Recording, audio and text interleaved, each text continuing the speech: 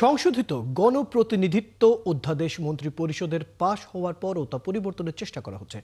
যদি তাই হয় তাহলে তা হবে একটি দলের কাছে সরকারের নতি স্বীকার। এমন মন্তব্য করেছেন জামাতে ইসলামীর নায়েবে আমির সৈয়দ আব্দুল্লাহ মোহাম্মদ তাহের। শনিবার গণমাধ্যমে পাঠানো জরুরি ভিডিও বার্তায় তিনি কথা বলেন। জামাতের নায়েবে আমির বলেন, জুলাই সনদ বাস্তবায়ন নিয়ে বিএনপি ধোঁয়াশা তৈরি করছে।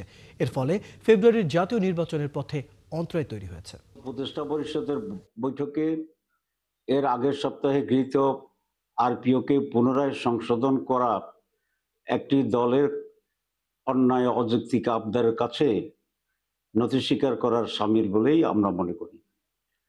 সনদ বাস্তবায়ন নিয়ে বিএনপি নতুন করে যে পরিস্থিতি তৈরি করেছে এটি একেবারে অনাকাঙ্ক্ষিত। নির্বাচনের ঠিক আগে হঠাৎ এরকম রাজনৈতিক অনিশ্চয়তা উত্তাপ তৈরি করা ফেব্রুয়ারি নির্বাচন অনুষ্ঠানের প্রক্রিয়াকে বাধাগ্রস্ত করছে বলে আমরা মনে করি এবং এরকম অশুভ চক্রের কাছে প্রধান উপদেষ্টা নথি স্বীকার করবেন, বশ্যতা স্বীকার করবেন, সনদকে আইনি ভিত্তি দেওয়ার ক্ষেত্রে পিছিয়ে যাবেন, এটা আমরা আশা করি না।